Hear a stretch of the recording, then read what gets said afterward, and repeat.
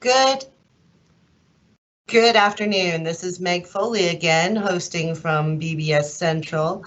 I have with me this afternoon Debbie Ohler, our staff engineer, and she is here to talk with you about navigating the BBS webpage to find all the great resources we have on there. So without further introduction, take it away, Debbie. Hey, thanks, Meg. Hi, everybody. I may have met some of you during the office hours earlier today. As Megan said, I am the staff engineer for the Board of Building Standards. So if you all ever have questions about mechanical, plumbing, energy conservation, fire protection, I'm typically the one that you will be directed to. And today, I'm just going to spend a little time to go over our website because there are lots of hidden gems that you may not realize are accessible to you via this website because it isn't truly the best website to figure out on your own. And we're hoping that that will change because we have been told that our website is getting revamped. So in the meantime, though, let's just explore our website and show you what's available to you. Is this presentation live, Meg? I assume it is. It is. Okay, thanks. So many of you are familiar with our homepage. It's right here, and it's accessible via this URL up here at the top of the page, which is a mouthful. So I rarely ever give that out to anybody. And I usually just say, hey, the easiest way to find our website is just to go into your browser, such as Google, and type in Ohio Board of Building Standards, and we will pop up. So I always do this with people and make sure that they see this burgundy banner across the top of the page. And here's how it works. So you hover your mouse over any of these words and a drop-down page pops up. And so I'm just going to start from left and go to the right in a logical order here and show you what kind of tools are accessible to you under each tab heading. You guys are probably already familiar with the BBS tab.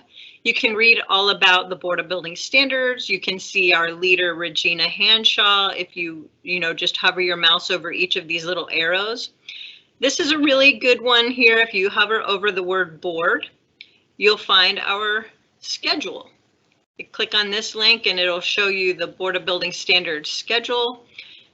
This is the 2020 schedule. Now, a lot of things have changed this year because of the virus and the pandemic, but none of these meetings are in person anymore ever since, well, the March 27th board meeting was our first meeting that we had to cancel as a result of this pandemic. And ever since then, we've been virtual. We have our meetings via Teams, and much like the same platform that we're using for this. But if you ever wanted to know when the board has meetings, look at the little squares here, and those are our board meetings. So you see the board meets about every 6 weeks or so. And the day before the board meets is typically when we have board committee days. So we have the education committee, the certification committee, and the code committee meeting that meet. And that's where a lot of the business occurs. Approval of your certifications, for example, approval of any code changes. All of that happens, and it's all public. And you guys can, if you're interested, you can join us at any time. There's the schedule, and here's the board agendas if you want to follow along and see what's going to be talked about at those committee meetings or at the board meetings themselves. It's all accessible right here to you on the BBS board tab. This is the members of our board. So Megan and I are considered board staff along with Steve and all of the other instructors for our Code Academy. Well, except for Jerry and Paul that you met today. They're not staff of the board, they're contractors. But the members of the board are actually listed here.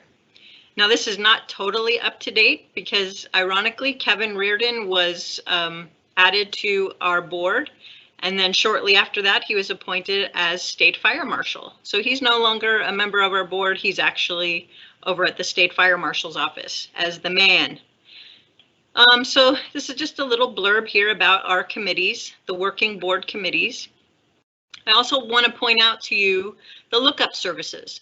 Now that can be accessed here from the BBS tab, lookup services, or alternatively, if you look on our homepage, it's right here in the middle, kind of near the bottom, but right in the middle, the lookup feature. Now this is not completely workable yet. I imagine someday it will be, but you can look up certain certifications, and those certifications are electrical safety inspectors and fire protection designers. So let me show you how this works. There's a drop-down menu here. Click on certifications, and then you'll pick either building department or personnel certifications. Let's click personnel and then ESI and fire protection designers. Now this is particularly helpful for plans examiners, and that's why I like to bring this up, because oftentimes when sprinkler systems are submitted to the building department, they are required to be submitted under the signature of a fire protection system designer or a registered design professional. Now, since the Board of Building Standards certifies fire protection system designers, you find them on our lookup page. You won't find registered design professionals on this lookup. Those would be on the Architects Registration Board lookup or on the Professional Engineers lookup. But right here, click on Fire Protection System Designer as an example, and it will take you to the lookup. Now that's interesting, Division of Industrial Compliance. I've never noticed that before. Let me look up, I know a particular fire protection system designer, and we can show you what will happen when we submit this. Huh, I wonder if he's no longer certified. That was a bad example then, wasn't it? Last time we did this, he popped up. Maybe John has let his certification expire. So anyway, I don't know anybody else right now that I can show you, except here's a whole bunch of them that are listed. These are all certified fire protection system designers, and it shows you their certification expiration date, which is really important. And it also shows you the type of certification that they have with our board. So they will either be a fire alarm designer, a sprinkler system designer, or a special hazard system designer. The nice thing about this, it allows the plans examiners, as I mentioned, to verify that their certification is still valid. Like here's a guy, Andrew, who has expired. He expired in 2018. So you would know that you shouldn't accept plans from Andrew. But he has a renewal right here, I just noticed. Anyway, this is a good tool for plans examiners, as I mentioned. Let's go back to our page and let's hover over the codes tab. Now this is, again, really, really important for all of you plans examiners, especially because we want to make sure that you're using the latest and the greatest codes. So what we have here is our non-residential building codes on the left and our residential building codes on the right. The building, plumbing, and mechanical codes, as well as elevator rules and boiler rules, are accessible over here by clicking on one of these. It'll take you to a separate page where they're all listed. See, we've got all of the building code plus the subsequent interim amendments, plumbing, mechanical, elevator, and boiler rules. So right now on the commercial side, we are using the 2017 Ohio Building Code, Plumbing Code, and Mechanical Code. And you'll see right here the code effective November 1st, 2017. This is the entire Ohio Building Code in one large PDF document as it was adopted back in 2017. Now it takes a little while for this to load, but this is a great place for you to go and verify the actual rules that the Board of Building Standards adopted. You'll see here that this is the actual rule with the date that we filed the rule. This is chapter 1, and it's all underlined because we adopt these as brand new rules. New rules are underlined. Now let's back up a little bit and show you that since that date, since November of 2017, the board has made some interim amendments to that code. And we made amendments to chapters 1, 2, 3, 7, 9, 10, 16, 22, 23, 25, 26, 34, and 35. Quite a few of the original 2017 code chapters have been revised, and you'll see the effective date of those revisions. So the reason we keep this up here is so that you can see all of the changes and when they occurred. You'll notice that we have a little introductory page that shows you kind of a summary of all the changes that have occurred. And then you'll see the actual rules that follow. And you'll see underlines and strikeouts that allow you to identify when certain provisions of the code were changed. So that's a really helpful tool. Some people, however, don't really like to look at all the strikeouts and underlines, and they just want to see the latest and the greatest code without all that strikeout and underline. So I'm going to show you another website that allows you to do that. Now, it's not our website, and right now it's not accessible from our website, but it is another website called the Law Writer website. Now, this allows you to search the Ohio Administrative Code, which is how our building, plumbing, mechanical codes are all adopted. They're adopted as an administrative rule. But it also allows you to look at the Ohio Revised Code, which is the state law. And that state law is what gives us the authority, the Board of Building Standards, the authority to even adopt all of these administrative rules. So you can get there just by going to your web browser and typing in Ohio Administrative Code or Ohio Revised Code or Law Writer, whatever you prefer. But it looks like this, kind of got a yellow heading. Now let's flip back to the Ohio Administrative Code so that I can show you where to find our rules. Each agency in the state of Ohio has been assigned an agency number, and our agency number is 4101. And I see Megan has popped up here. Do we have a question, Meg? We do have a question. Mm-hmm. The question is there a way to find out when the 2020 NEC will be adopted? No, because we don't even know.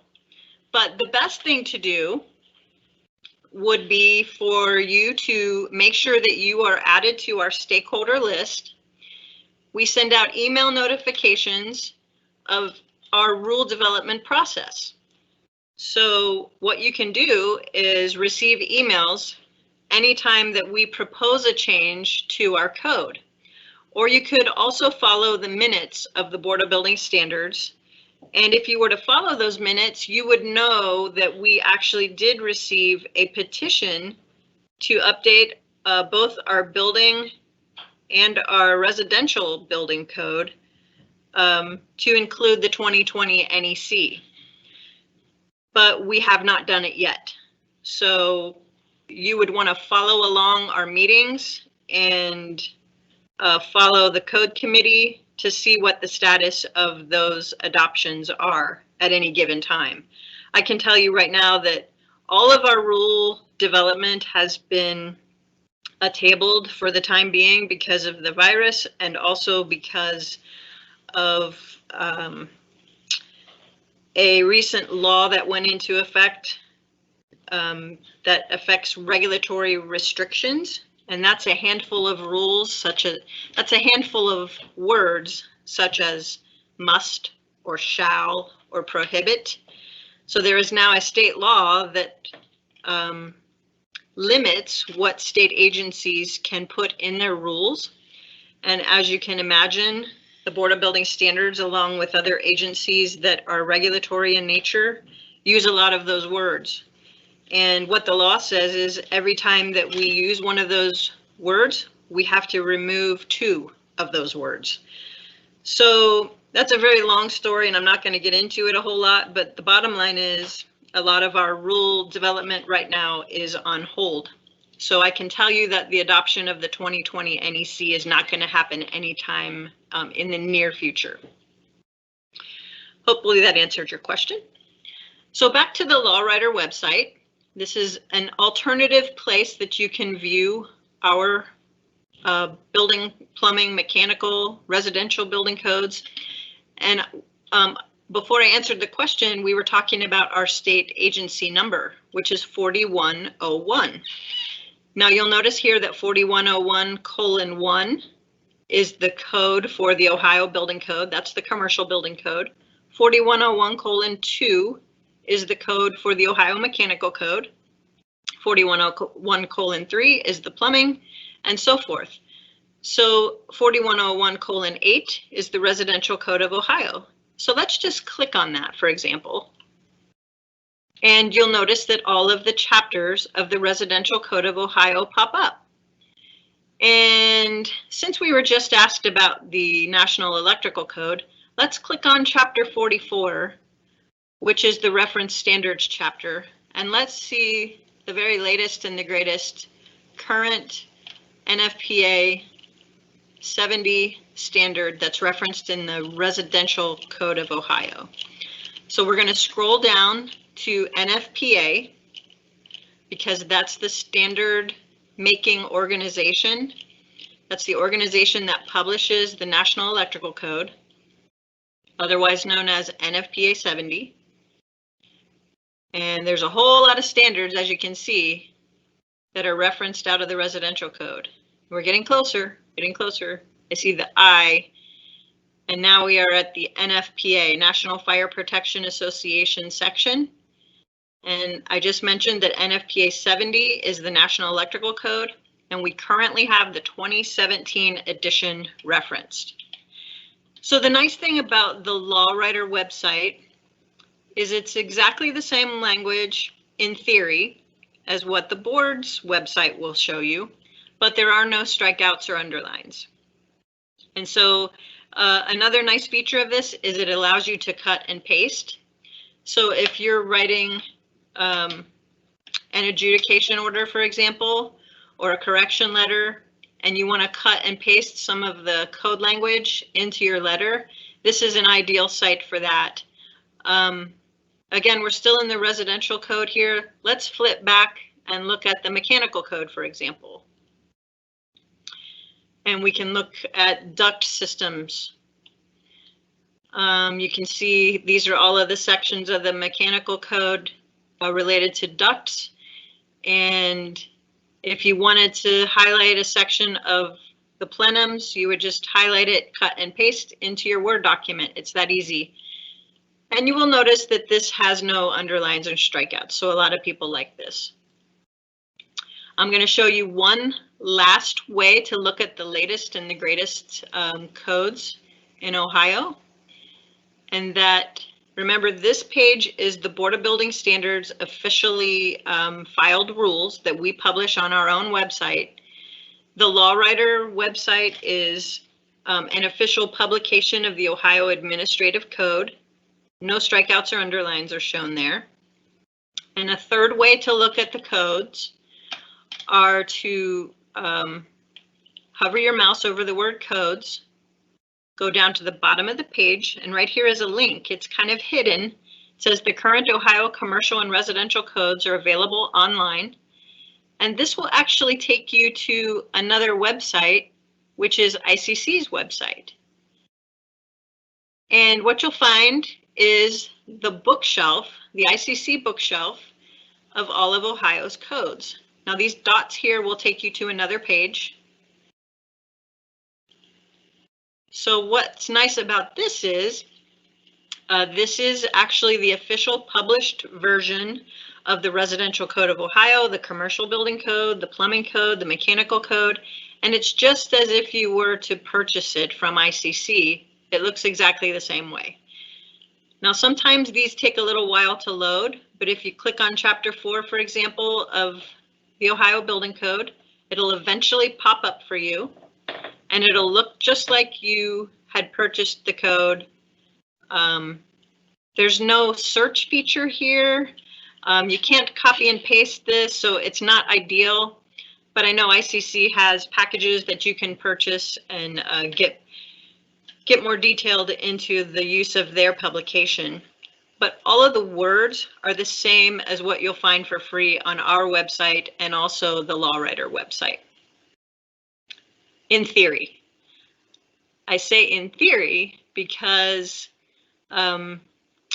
we have found mistakes, and mistakes happen because we all are human, but it's always a good way to check between all of the 3 resources that I've just shared with you. And if you ever have any question about which one is the most accurate, I would say use the board's website, because those are the officially filed rules. Those are the legal words that have been adopted. But if you notice a mistake, let us know, and we will then notify the other publishers. That happens occasionally. So that's how you make sure that you have the latest and the greatest rules, and that's also how you will follow our rulemaking changes. I also want to point out here under the Codes tab that in the bottom right, we do have this Recognized Conformity Assessment Body section.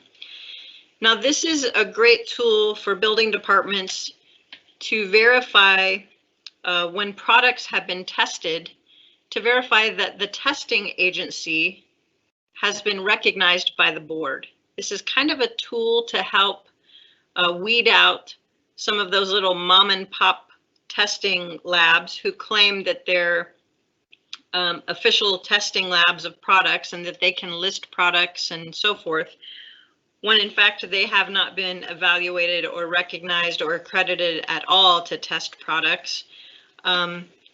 This is a list of recognized conformity assessment bodies that the board has weeded out and vetted for your use. So you'll notice they're here in alphabetical order, and there are several sections to this.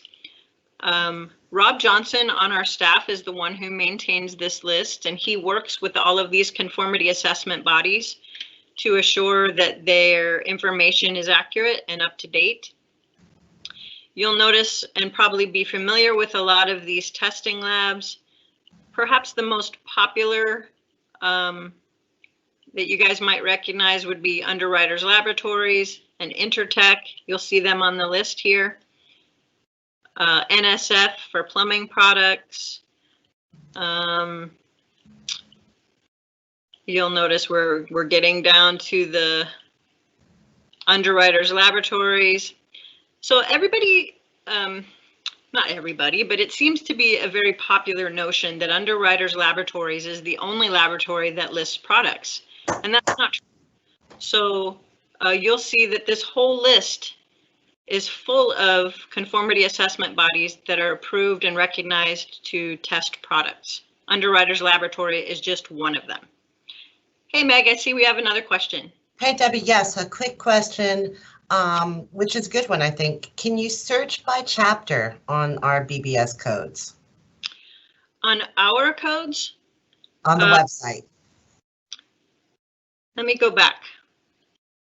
So here is our codes tab again. We're going to click on the building code, for example. And if you look at this link, this is the entire 2017 Ohio Building Code. Now this link will only show the chapters that are listed because these are the ones that were changed from the original adopted code. Now if you open up a PDF document, this is true for any PDF document, by the way, you can just go in order.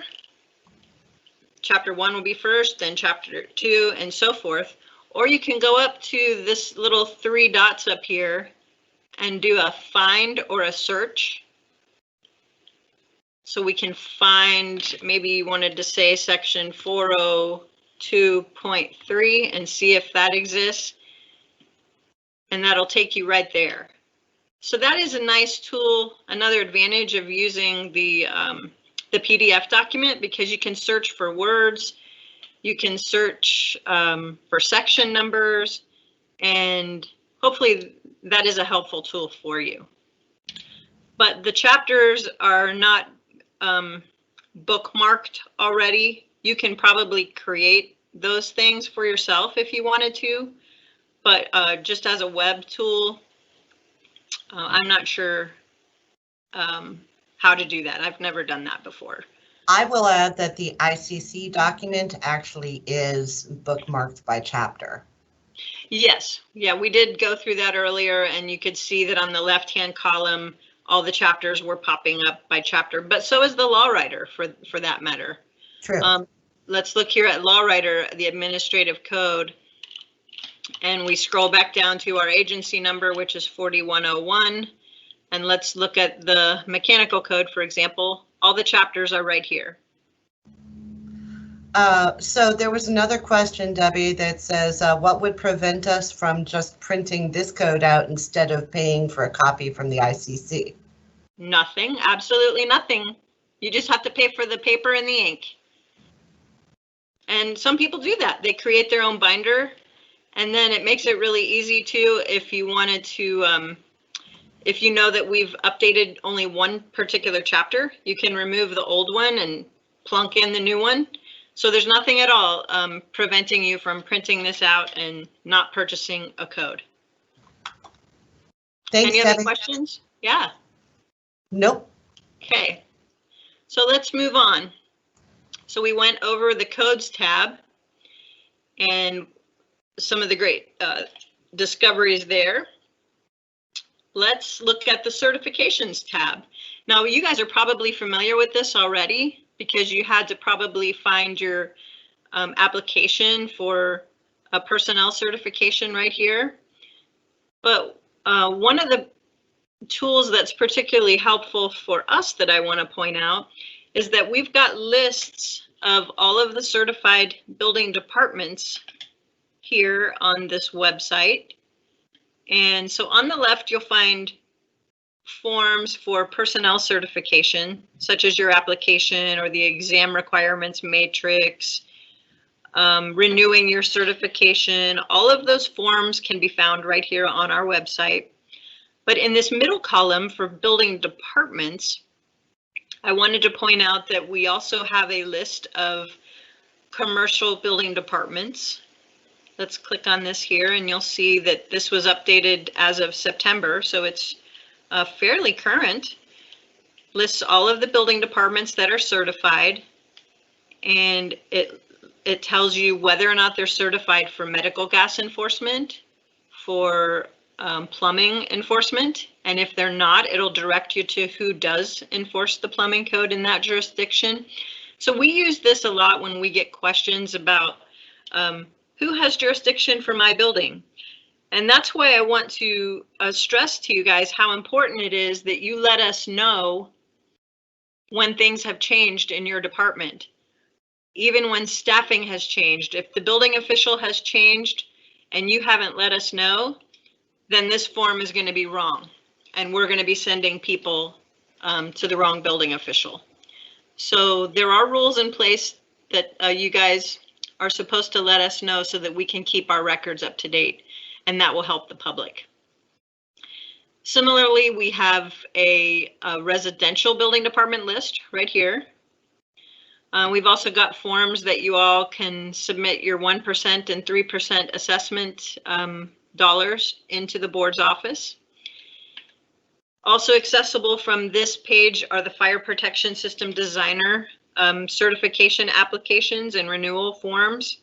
We did a little lookup a few minutes ago for the fire protection designers. So this is their tool.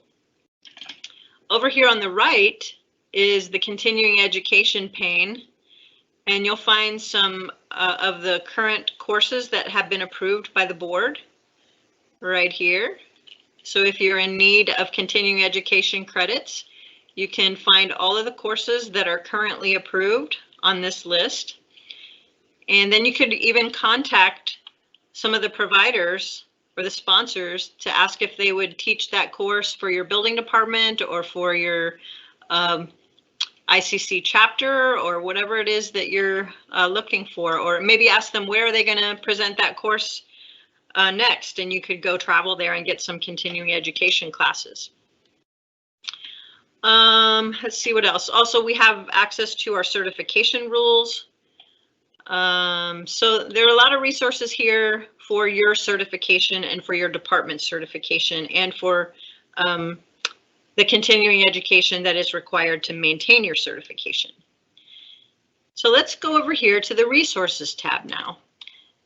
This is perhaps most beneficial when you're getting into the technical nuts and bolts of the codes, and you're perhaps looking for guidance on how to apply a particular section of the code, or looking for some tools on how to apply codes. This tab is probably the best. So I want to point you to two things first, because those are probably the most overlooked and people have trouble finding them. Many of you may have heard that we issue BBS memos. These are guidance documents that we write on certain subjects. Whenever we start getting a lot of questions about a particular topic, then we know when we get multiple questions on the same topic, we know that that's problematic. And so oftentimes we will develop what are called BBS memos. Let's click on that right here. Here's a list of the BBS memos that the board staff has written and issued over the years. They are in not any particular order. They're just chronological by date. And that can be kind of problematic. But you just have to read through the titles. We've tried to make them self-explanatory. Some of the more recent BBS memos that we've issued are on the subject of residential energy efficiency, for example. You'll notice here that we have a memo number 404, which addresses the residential energy blower door tests and when those are required. So you see we updated this memo pretty recently, back in May, and it coincides with the new Residential Code of Ohio that was just went into effect last year. So this is a really good memo that just kind of explains when blower door tests are required. We get a lot of questions about that kind of thing, and I would recommend before calling our staff, you may want to double check here on our website to see if perhaps we might have already issued a BBS memo on the subject. So we've got storm shelter memos, we've got seal memos, like when is a registered design professional seal required on the construction documents. We've got memos about tanks, about tents, about re-roofing, about generators, shipping containers, that's a really hot topic, carbon monoxide alarms. So you'll see that there are a lot of your questions may be answered in these guidance documents.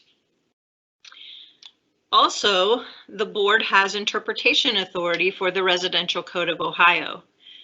So far to date, since 2006, we've only issued 2 official interpretations, and the board's interpretations are listed right here on this page. You'll see that there's one about residential swimming pools, and there's another about the protection of lightweight wood framing or lightweight steel framing, basements, for example. And we also have some advisories that are listed right here.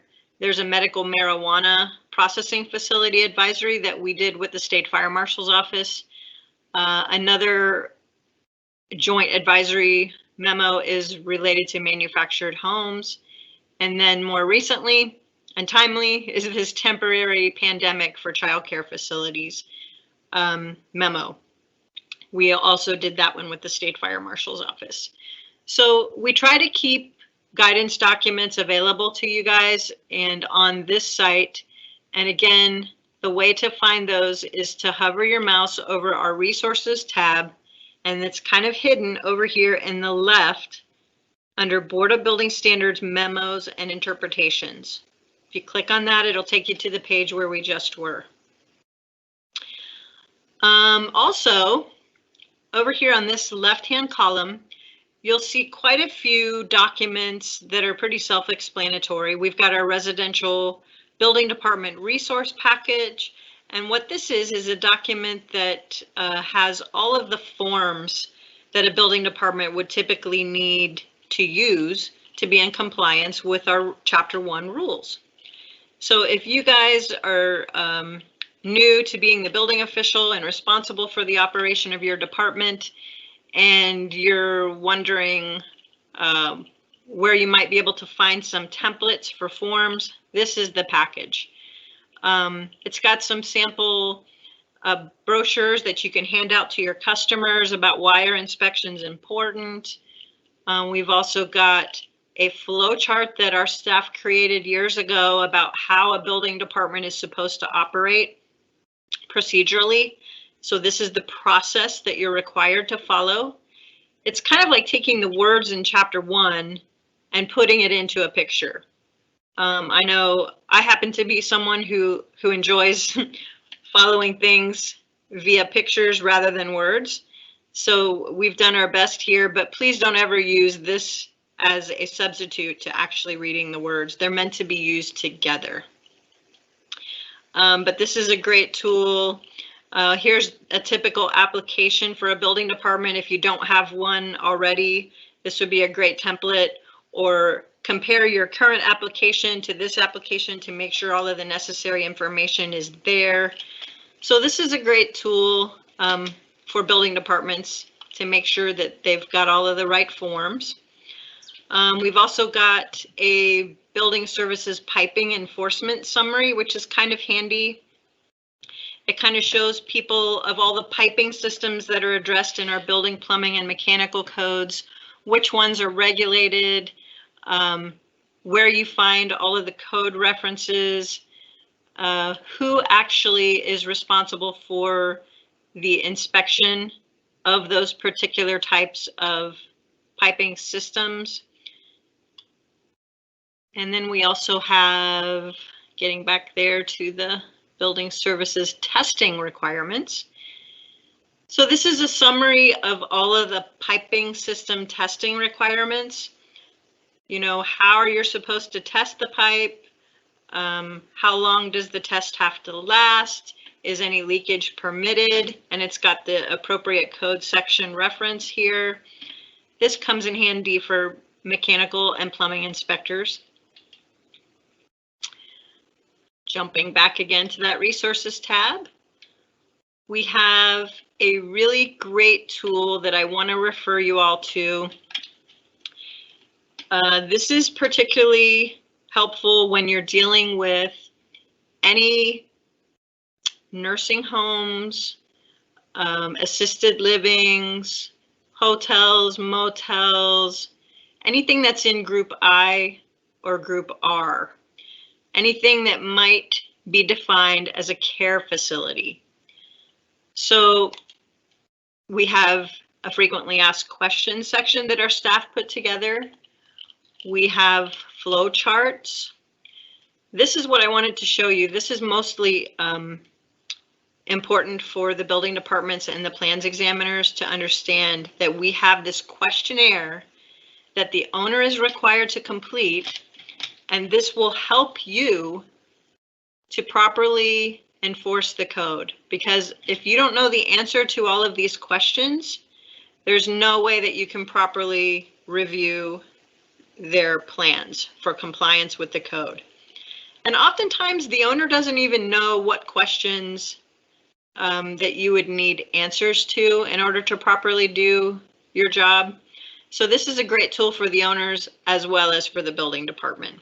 So you may want to make a bunch of copies of these and put them out on your counter, or make it accessible on your website, this whole package here.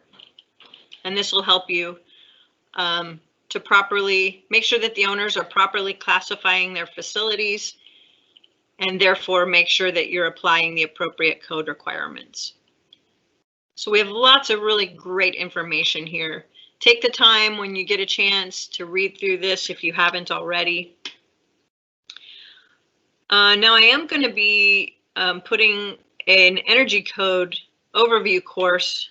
I think it's on Friday, but these are some of the tools that will be accessible to you during that course.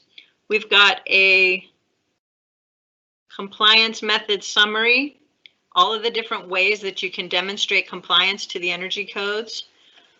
We've also got flow charts. Here's one that outlines all of the different ways to demonstrate energy code compliance. Who would have guessed it's this complicated, right? So we're going to kind of break this down in a little more detail on Friday if you want to attend that class. It's an optional class. But we'll go over these, all of these methods and the different tools available to you. So again, that's under the resources tab over here on the left-hand column.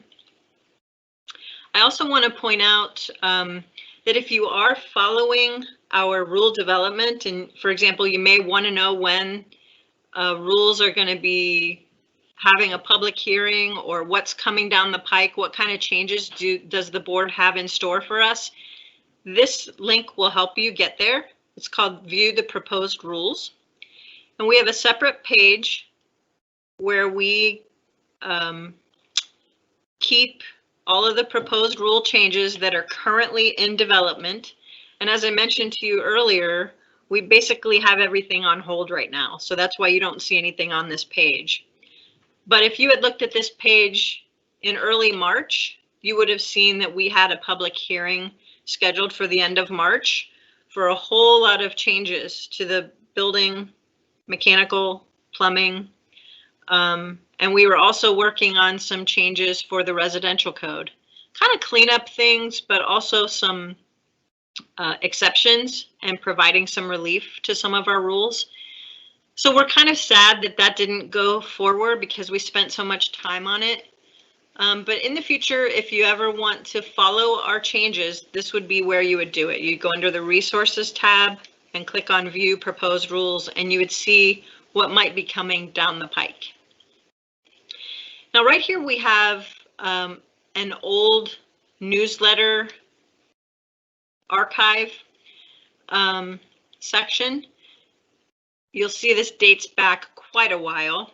We do our newsletter in a different format now. We do it through email, and but this is really good because this has some of the real old stuff dating back to the early 2000s.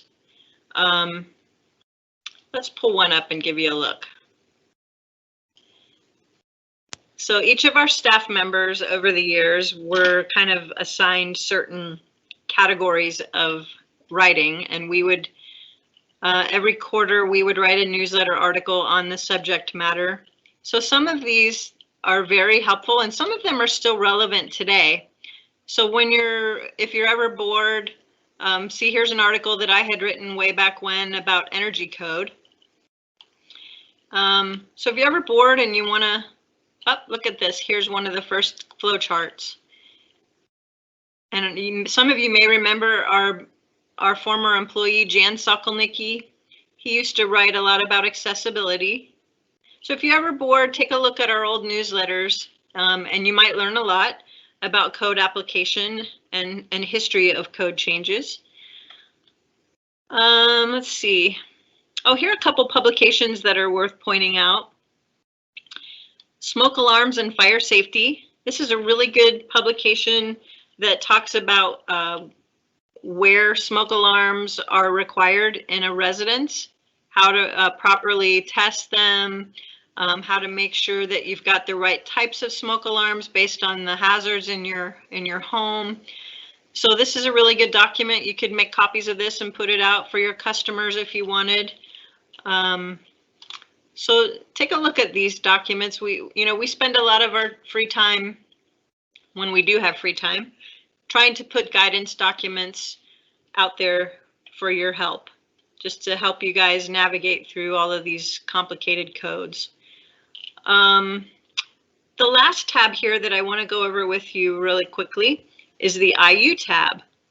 Now, this is primarily just for the manufacturers of the industrialized units, because we do have Mike Regan on staff, who is the plans examiner, and I believe he's going to be doing a class with Steve during this Code Academy also. So you may, if you're interested in learning more about industrialized units or modular construction and how that fits in with your building department, you may want to attend this class. It's an optional class, but I think it'll be very enlightening and educational.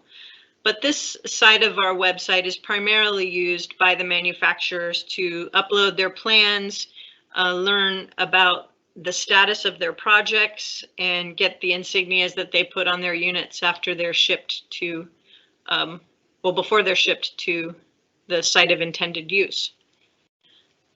So I think I've gone over everything that I wanted to go over. I do want to point out that I have put together a list of website links that is available as a handout to this class.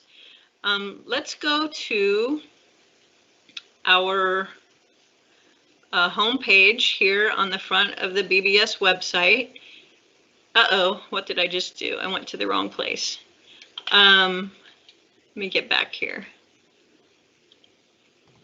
See, even we have problems sometimes. Here's our homepage, and you guys have probably been accessing a lot of these courses at the Code Academy from this new, brand new Code Academy webpage that's accessible from the front page. See right here, Code Academy, and then you click on this link, and it'll take you to all the course materials, as well as the links to all of the courses that you'll be taking this week. But let's look at the course materials list here. And I wanted to point out to you that there is one handout here for this course, and it's called the BBS Web Orientation Resource Page.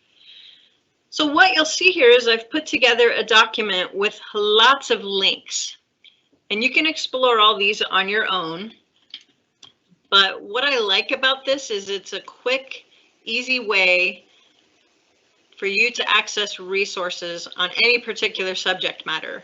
And I've broken it up into a bunch of different subjects. For example, mechanical, plumbing, fire protection, electrical, structural, and there are a lot of continuing education resources that are free and available to you here as well. You do have our website up here at the front if you ever can't find your way to our website again. And again, here's the Law Writer website that I showed you earlier, ICC's website, and you can find all the codes there. NFPA is a great resource because remember we looked at the NFPA 70. You can actually look at the National Electrical Code for free on NFPA's website, accessible right through this link. All you have to do is set up an email and a password, basically register to use their site, and you have free access to look at any of their standards, which is a huge cost savings. If you've ever tried to buy these things, they're very expensive. We've got some ADA accessibility resources, all kinds of technical tools here. So when you get a chance, explore some of these links, and I think you'll be amazed at the information that's out there available to you for free. Hey, I see we have another question. Just a quick one, and it's related to finding information out there. Bill asks, where do I find Appendix F for radon? Well, Appendix F is an appendix to the ICC code, and that has not been adopted by the Board of Building Standards. So you're not going to find it on our website, but you will find it on ICC's website. So let's go back to the BBS website and remember how we found ICC's codes. There's a couple different ways, but you can get there directly from our website by clicking this link right down here below, and that will take you to ICC's free codes bookshelf. So let's pull up the Residential Code of Ohio. and view that. And what you should be able to see. Now here's what I was talking about. See, the Board of Building Standards has not adopted the appendices to the model code that we adopt. So you won't find those appendix in the Residential Code of Ohio because we didn't adopt it. However, if we go back to ICC's page and look up their particular codes, you can hover over the Find Codes and look at the ICC codes. So let's look at the Residential Code, the 2018, which is the basis of our current Residential Code of Ohio, and let's view the International Residential Code. This is the model code. When we say model code, it's the ICC's international code that Ohio bases their code on, but we do make changes to this code. And one of the changes is that we did not adopt these appendices. But if you scroll down to the end of the ICC documents, you should find the appendix. Here's Appendix A, Appendix B, C, D, E, and F. So you can click on this, Appendix F for radon control, and you can view that document for free right here off of ICC's website. Now again, I caution you, Ohio hasn't adopted this.